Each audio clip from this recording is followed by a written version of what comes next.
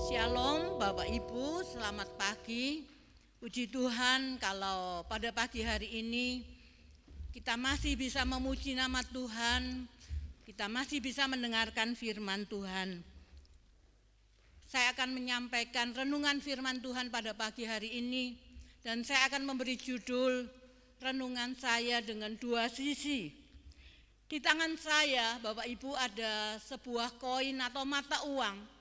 Mata uang ini mempunyai dua sisi. Yang pertama, saya perhatikan ada gambar. Dan yang kedua, ada nilai dari mata uang tersebut bersama dengan negara di mana koin ini dicetak. Luar biasa, walaupun berbeda, tetapi koin ini saling berkaitan dengan satu dengan yang lain. Tidak pernah saya jumpai kalau misalnya gambarnya ada gambar Garuda, lalu di sini koinnya tulisannya 1 US dollar. Tidak pernah. Biasanya kalau ada gambar Garuda, pasti ada mata uang rupiah. Berbeda, tetapi saling berhubungan satu dengan yang lain. Beberapa waktu yang lalu ketika saya menyaksikan siaran televisi di Metro, Maman Suherman mewawancarai Andi Noya yang merupakan pembawa acara dalam acara Kick Andy. Pertanyaannya adalah simpel sekali.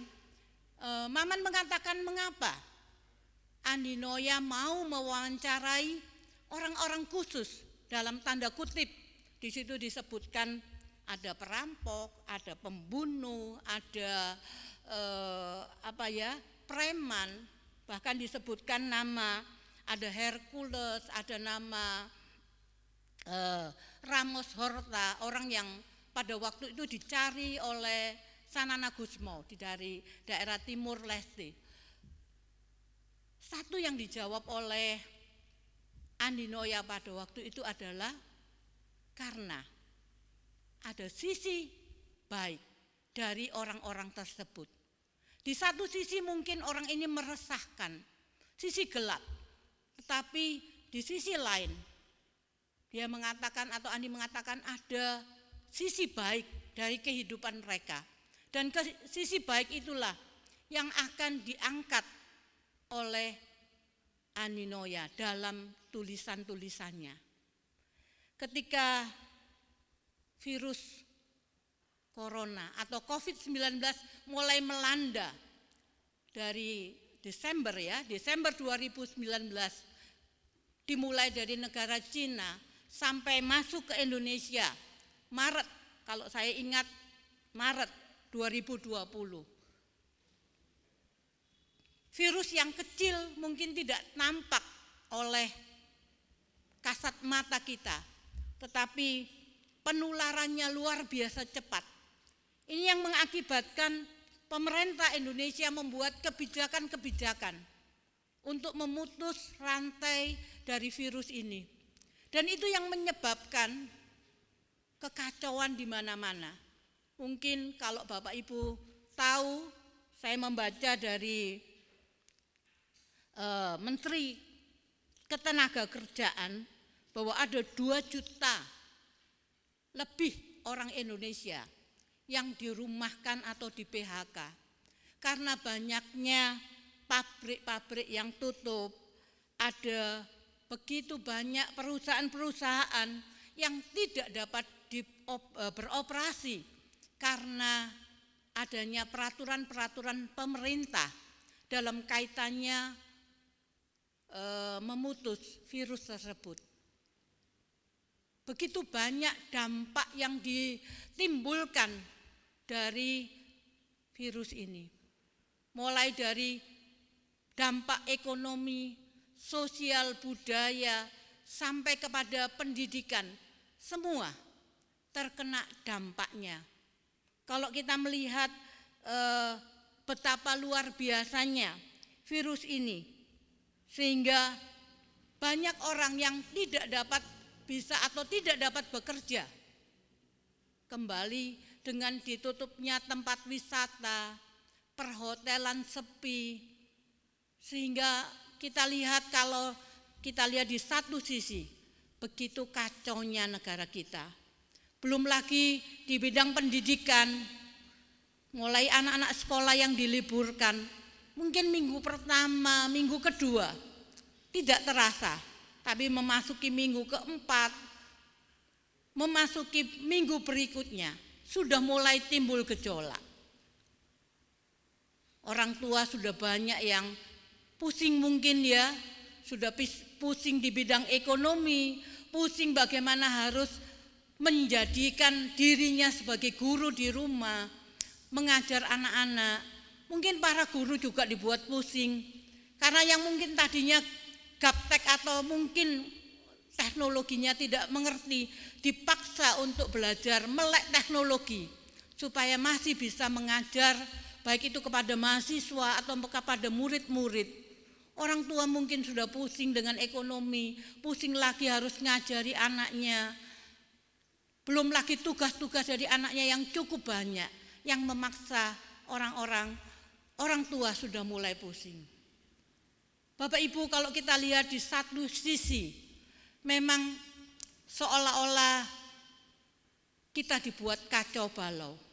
Saya tidak pernah berpikir bahwa gereja akan ditutup. Seumur hidup saya baru kali ini ya, gereja tidak hanya gereja, tapi masjid, kelenteng, pura, vihara ditutup. Dan itu baru terjadi di tahun ini untuk memutus. Satu sisi mungkin kita bertanya mengapa? Sisi gelap, kacau.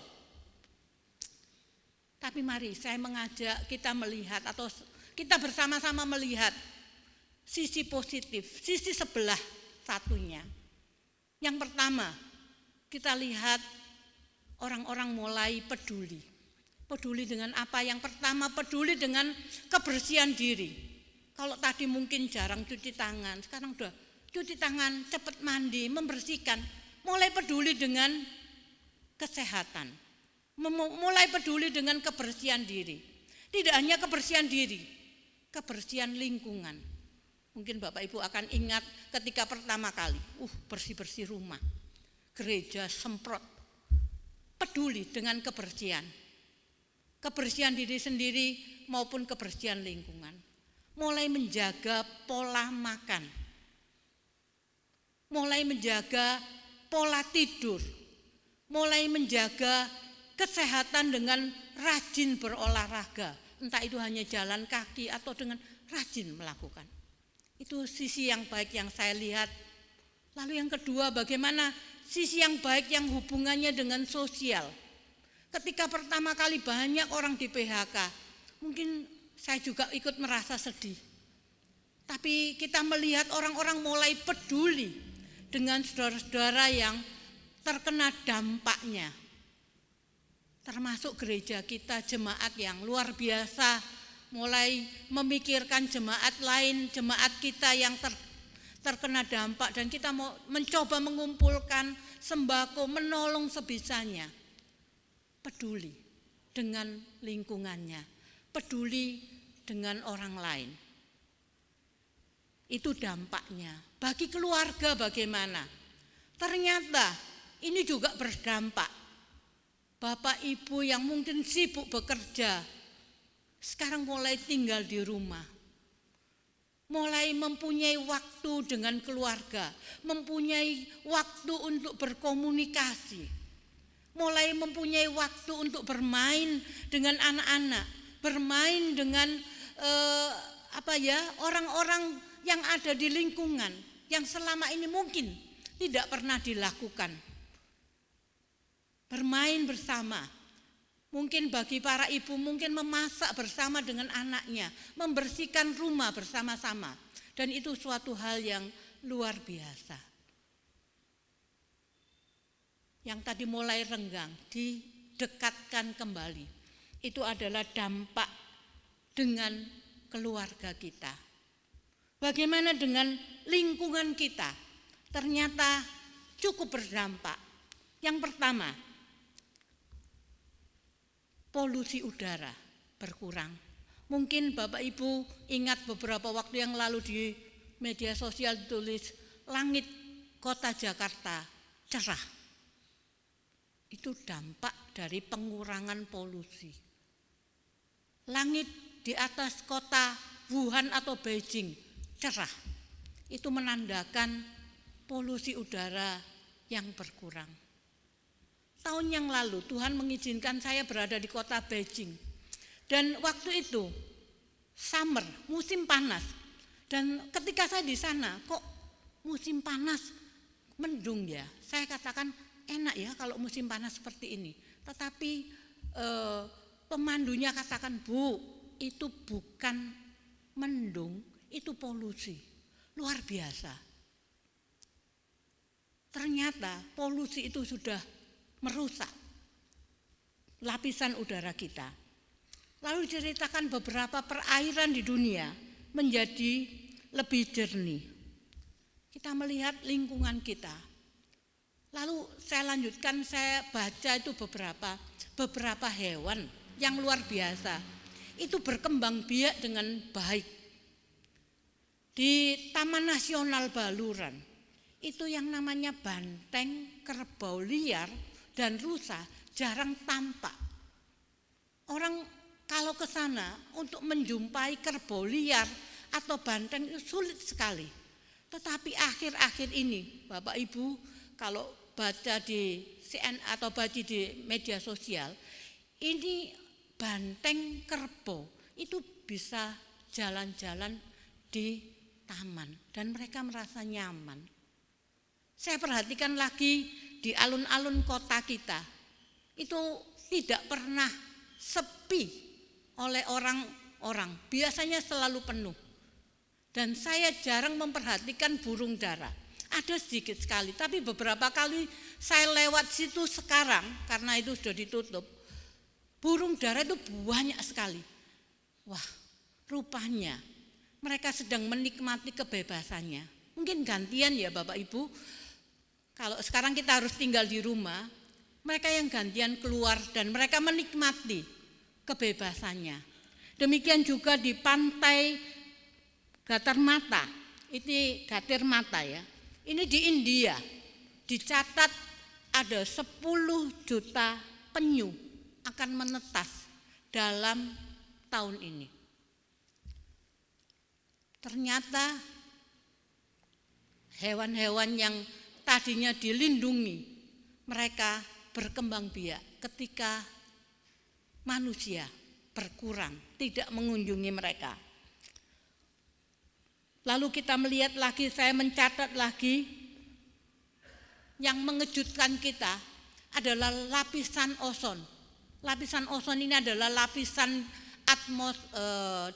di stratosfer ya. Jadi ada di stratosfer yang melindungi, boleh dikatakan menjadi saringan supaya ultraviolet yang disinar yang sampai ke bumi itu tidak langsung tetapi disaring oleh lapisan ozon.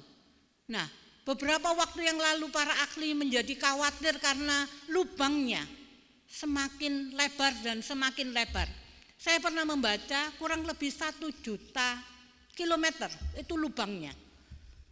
Dan akhir-akhir ini juga para ahli meneliti atau mengamati di kutub utara dan kutub selatan, lapisan ini mulai pulih, lubangnya mulai tertutup sendiri. Lalu berkurangnya juga sampah-sampah plastik. Bapak Ibu, ketika kita tahu hal ini, dua sisi saya sudah sampaikan. Mau tidak mau, mengakui atau tidak, bahwa manusia berperan serta dalam situasi seperti ini. Kadang kita menyalahkan iblis, kadang kita menyalahkan si A, si B ya. Ditengking, suruh kembali ke negaranya, mungkin diusir, tapi virus ini belum mau pergi. Lalu ada pertanyaan, sampai kapan? Sampai kapan kita harus seperti ini? Kalau saya ditanya mungkin saya tidak tahu. Tapi mari kita lihat apa yang harus kita lakukan di saat-saat seperti ini. Mari kita baca di dalam Amsal 24 ayat yang ke-10. Amsal 24 ayat yang ke-10. Jika engkau tawar hati pada masa kesesakan, kecillah kekuatanmu. Ayat ini mengatakan kalau kita menjadi tawar hati pada waktu kesesakan, kecil kekuatan kita. Atau kalau saya terjemahkan bebas, ketika kita putus asa dalam situasi seperti ini, berarti kita adalah orang yang lemah. Lalu ayat berikutnya kita akan melihat di dalam Yesaya 30 ayat 15. Yesaya 30 ayat yang ke-15. Sebab beginilah firman Tuhan, Allah yang Maha Kudus, Allah Israel, dengan bertobat dan tinggal diam, kamu akan diselamatkan. Dalam tinggal tenang dan percaya terletak kekuatanmu. Dengan tinggal tenang terletak kekuatanmu.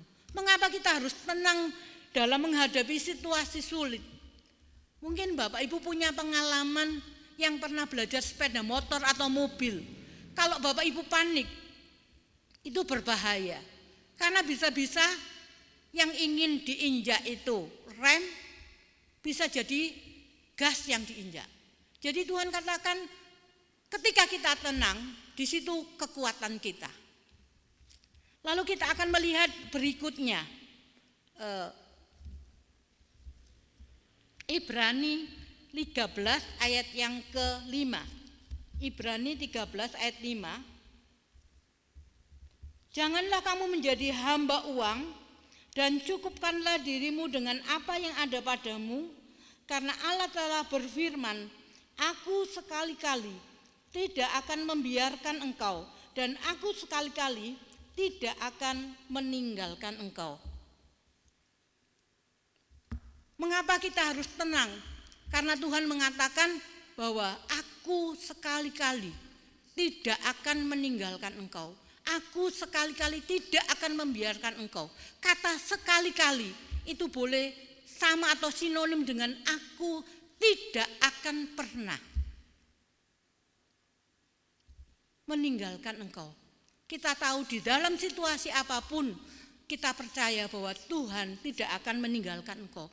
Ayat yang kalimat yang pertama dikatakan jangan kamu menjadi hamba uang, cukupkanlah dirimu dengan apa yang ada. Mungkin ayat ini berbicara untuk sementara sudah tinggalkan yang membawa keuntungan. Mungkin kita berpikir wah biasanya menjelang lebaran ini untung saya banyak karena saya berdagang ini. Tuhan katakan tinggalkan dulu. Cukupkan dengan apa yang ada. Karena aku tidak akan meninggalkan engkau. Biarlah kita mau belajar ayat ini untuk hidup dengan apa yang ada. Siapa tahu ketika Bapak Ibu mulai mengubah pola makan yang tadinya selalu dengan ikan macam-macam, lalu diganti dengan pola yang sederhana, justru itu baik untuk kesehatan kita. Saya akan mengakhiri renungan saya pada pagi hari ini dengan sebuah ilustrasi atau sebuah cerita yang pernah saya baca. Seorang ibu bersama dengan anaknya, putranya dalam perjalanan. Sang putra yang mengendarai mobilnya, sedangkan sang ibu duduk di sampingnya. Dalam perjalanan tiba-tiba ada angin badai. Sang anak mulai berkata, "Bu, apakah kita harus berhenti?" "Tidak, Nak. Terus. Jalan perlahan. Maju sedikit. Bila perlu berhenti sebentar, tapi terus." Tiap kali anak ini merasakan agak goncangan yang hebat, dia menoleh kepada ibunya.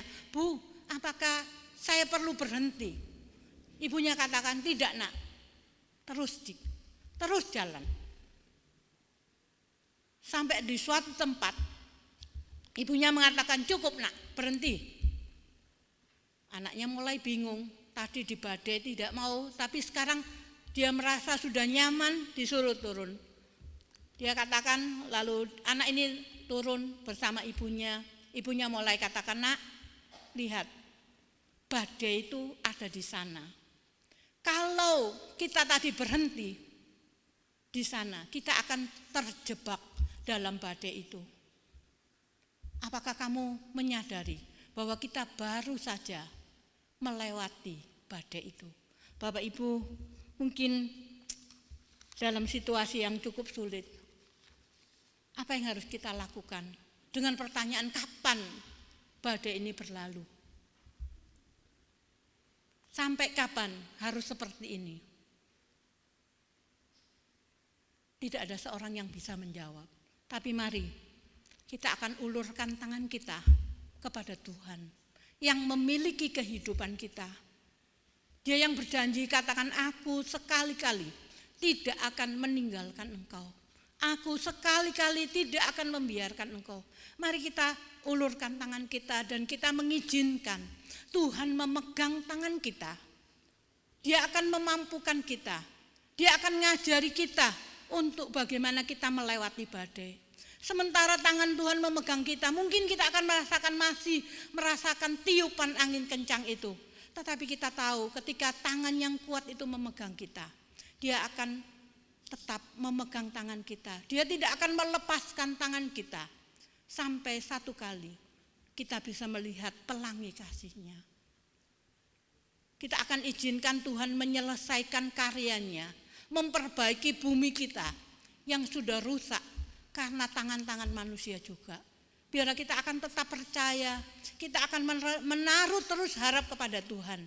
Karena kita tahu Dia ada bersama dengan kita di dalam setiap musim kehidupan kita. Kita tidak perlu takut, tidak perlu cemas. Satu kali kita akan merasakan, oh ternyata saya sudah berhasil melewati ini. Bukan karena saya, tetapi ada tangan yang kuat yang memiliki hidup kita. Itu yang sudah memegang tangan kita. Biarlah Bapak Ibu di rumah boleh merasakan hal ini.